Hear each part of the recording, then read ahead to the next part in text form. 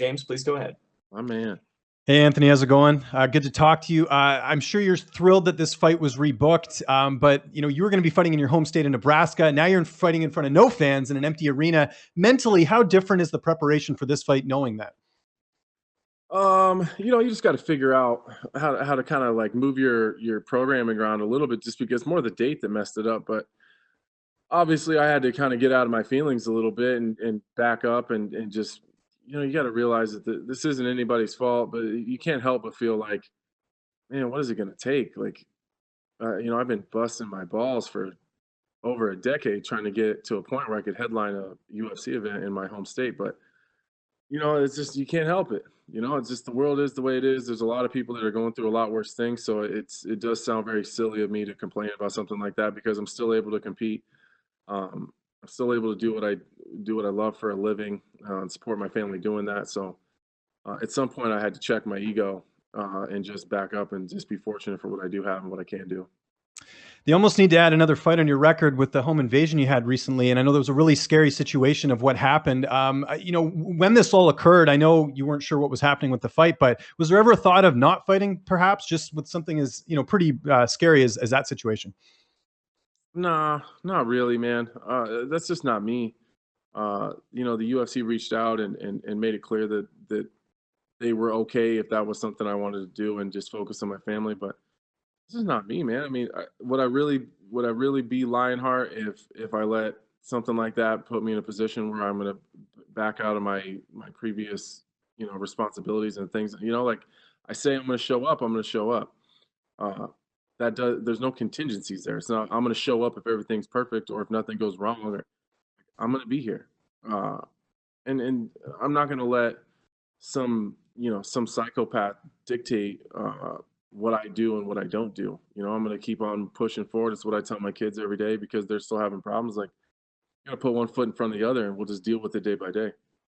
And how much training did you get at Factory X for this camp? Just because I know the travel restrictions, it's pretty hard to get around. What sort of camp have you had leading into this fight? Well, I was doing a longer camp anyways, because I'd been out for so long. So fortunately I did do that. I started way early. I did the first 3 weeks in Kansas City with James Krause. I did the following 3 weeks in Denver with Mark. And then that's kind of when the whole world kind of shut down. So then the rest of the time I've been in Omaha. But I've got my work in with Mark and James. So Mark left on Friday, James left Omaha Thursday. So I've been able to get my work in with them still. And I'm guessing no training with Ian Heinisch. I know he's sort of left the gym. He's going to be training in Thailand now. I imagine you didn't get to work with him at all? No, not at all. Ian was already gone. Okay, gotcha. And last question, big fight, main event. Glover's a really, he's a tough guy to finish, but obviously the landscape of the division right now, do you feel like a finish would sort of put you in that mix right now? Because it's obviously very crowded at the top, outside of Jon Jones. Yeah, man, there's nowhere to sit down at the top of the division. That's for sure, man. It's standing room only up there.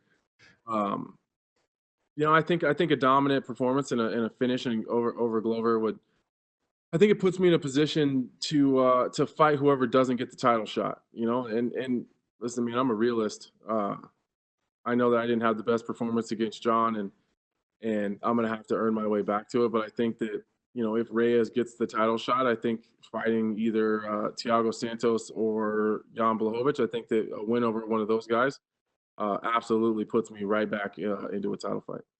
Thanks for the time, Anthony. Appreciate it. No worries, buddy. Sorry for leaving you hanging. And next up, we have Louise Green from MMA Crazy. Please go ahead. Louise Green, my girl. Oh, she left. Damn it. Louise, do we have you? Oh, she's gone. Got sick of waiting on me. Damn, I was really hoping to see Louise Green. We'll circle back with her. For now, let's move on to the next one. Damon Martin. Damon, are you ready? Anthony, what's going on, buddy? How are you? I mean, just so you know, I'm just as excited to talk to you as Louise Green. I appreciate that.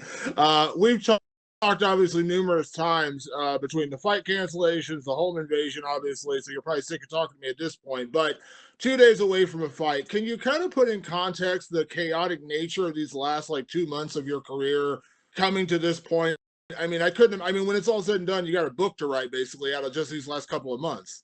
Yeah, it's been crazy, man. Just even starting at the handbrake, like I break my hand, I'm all begging for, and look how stupid I look now. I was begging for time off before I fought Gus. Like after, like even the 2 or 3 fights previous, I was saying, man, I need a break. I need some time off. I need a break. And then I like, it's just like that's just typical. Then I break my hand, and then I'm out forever. And then I have the second surgery, and then they have to take the bone from my leg. And then I finally started getting back to it. I wanted to fight in February or like beginning of March, but I had to push that all the way back because I wanted to still headline in Nebraska.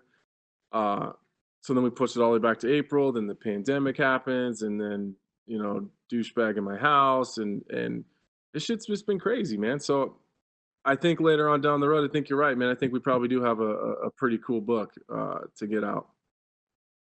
How much does your experience and being a veteran and going through what you've gone through in your career prepare? I mean, nothing can prepare you for what you've gone through, but I mean, do you feel like that has been a help that you have so much experience that you've been able to prepare, knowing, 2 different, 3 different fight dates potentially?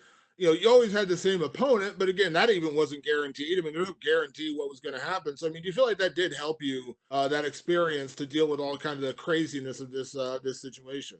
Yeah, for sure. I think just being kind of a grizzled veteran, and I think Glover's in the same position. I think we're able to deal with stuff like this a little bit easier. Like neither one of us kind of came up in the golden era of MMA. Like I've said this before. Like fighting in an empty arena in Jacksonville, Florida, is not going to be the weirdest place I've ever fought.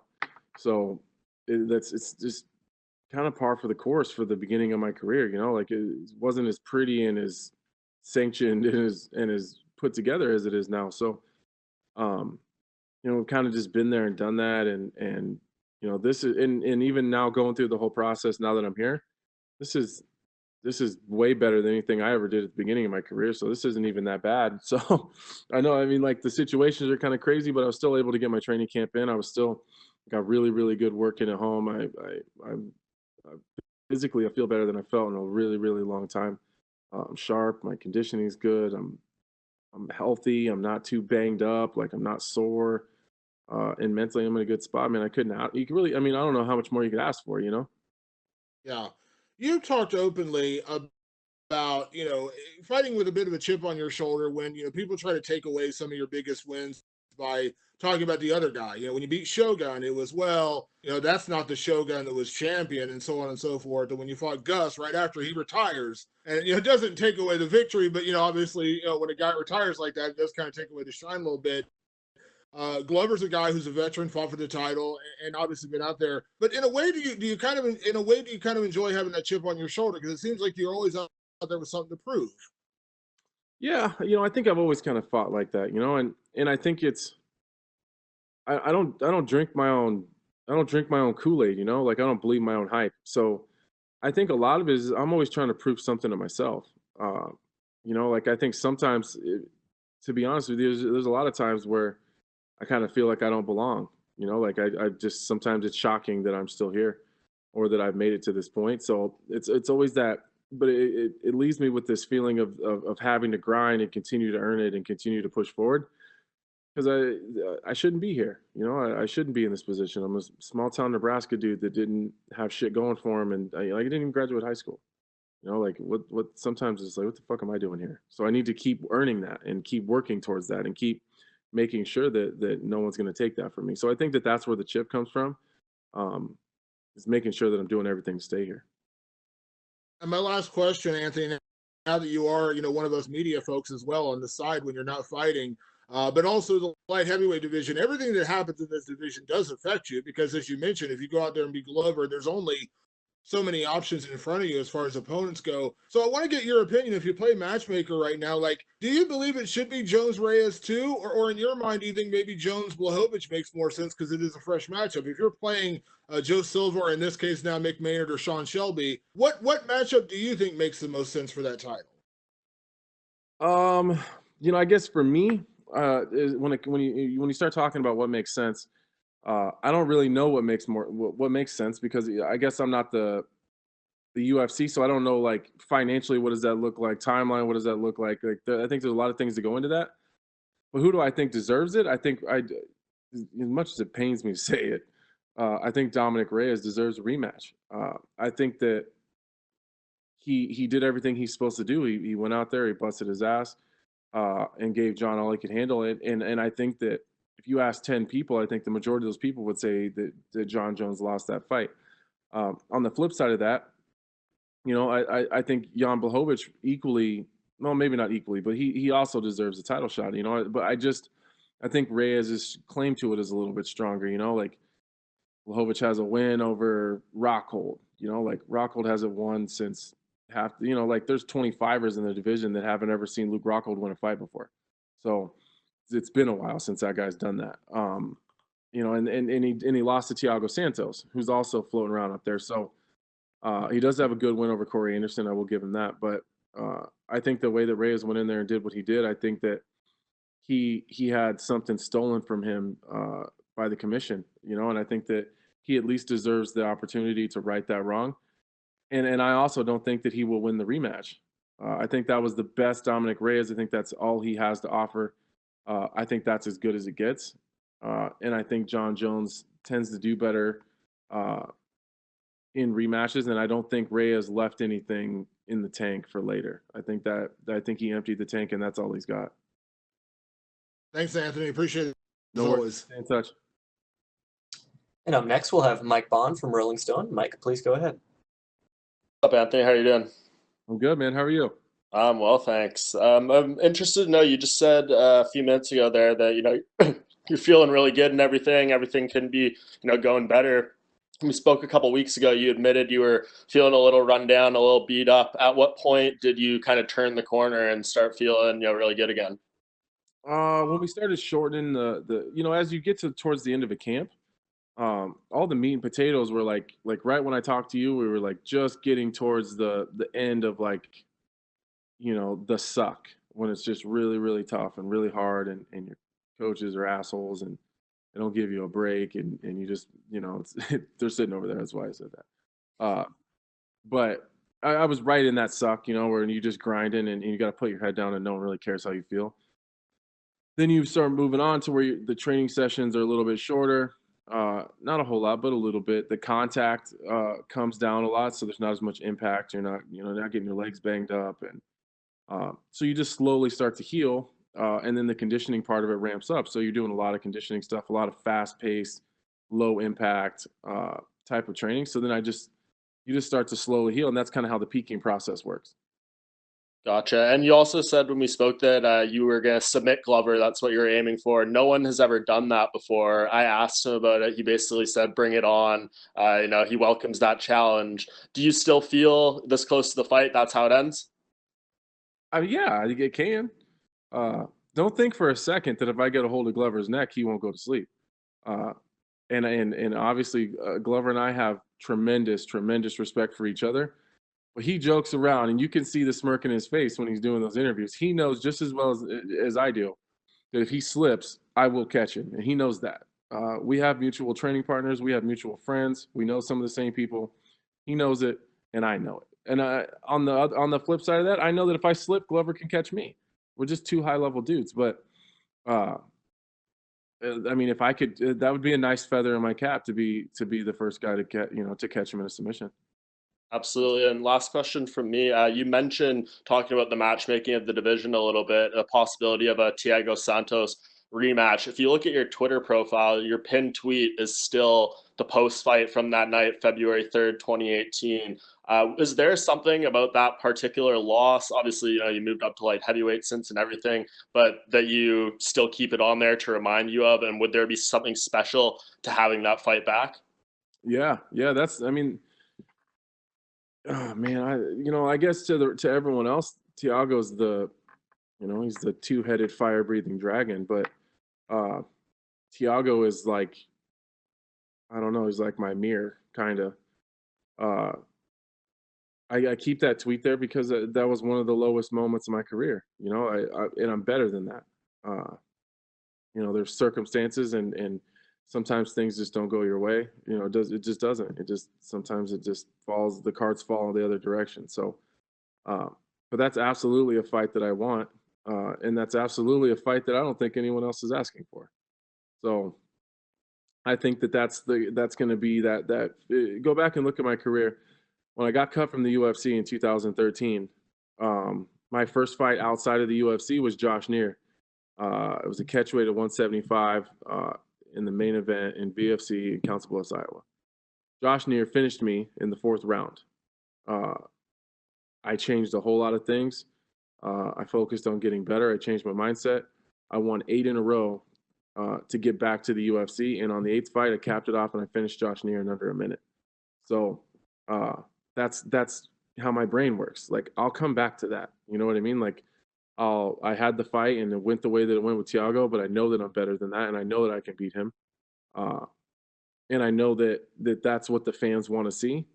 And I'll circle back to that. And after that fight, I changed a lot of things and I got a lot better and I focused on a lot and I changed my mindset, and we'll circle back to that, and it'll be my next Josh Neer moment. Yeah, and I remember going into that Neer fight, we did an interview, and you said your biggest motivation was to prove something to Joe Silva going into that fight. Do you recall that as well? I do. Yeah, I do. And because that's kind of, Joe Silva was very much, what's the word I'm looking for here? He was very open about how he felt about people. And he made it very clear that he didn't think I was ready to be back. And I'd beaten every top prospect in the entire country. I'd taken every title that was available in on the regional scene. Like, I didn't know what else I had to do. And circling back to that Josh Neer it's a very easy gauge of where I was and where I am now. Like, at least at that time, like, here's where I was when he beat me. I won all these fights. I won all these titles. I beat all these dudes that you said that were ready for the UFC, and then I beat him. And took those titles, and then we circled back to Josh, and then it was very easy to see how much better I had gotten in that 2-year span or whatever it was. And that's kind of how my I know it sounds silly, but that's just, if I have a failure, I'll try to fix it. I'll do the best I can, and I'll circle back and I'll do it again. Do you ever hear from Joe these days? What do you think he thinks of you now? I don't know. I would be curious. I'm sure Joe still watches fights, and he's a fight junkie, man. So I would be curious to know, though. For sure. Awesome. Appreciate it, Anthony. Best of luck. Thanks, man. Take care. And next up, we have Mike Heck from MMA Fighting. Mike, please go ahead. Anthony, how are you, man? I feel like we're getting very reflective here with this conversation because, and I'm not trying to link you with Jon Jones, but with everything you've said, I think people say that there should be a 30 for 30 about Jon Jones and what happened throughout his career. And to me, I think an Anthony Smith 30 for 30 or a documentary would be equally, if not more fascinating, considering what you have gone through in your career. Like, I know you're focused on Glover and the task at hand, but do you find yourself in reflective points, thinking back on your career, like getting that short notice call back with the UFC? Now you're about to headline your 5th consecutive event. You've had a title fight with Jon Jones. You're not a braggadocious guy, but do you allow yourself to reflect back on that and just feel grateful about it, because it's really an impressive story? It happens in really short spurts, and it tends to happen when it's kind of those dad moments, where we'll be at the lake or up in the mountains riding razors or fishing or out at the farm or whatever, and I'll just be kind of off in the cut and watching my family kind of just doing their thing. Those are kind of the moments that it happens where I've created this life for them, or at least the opportunity. I've given them the opportunity to live freely and do whatever they want. And to not ever worry about anything or what in the world is happening. There we go. Yeah, I've given them, the freedom to do that, and that's something I'm really proud of. That it's down to little shit, man. It's like to me, pumping gas and not looking at how much it costs is a luxury. Like, it just wasn't always like that.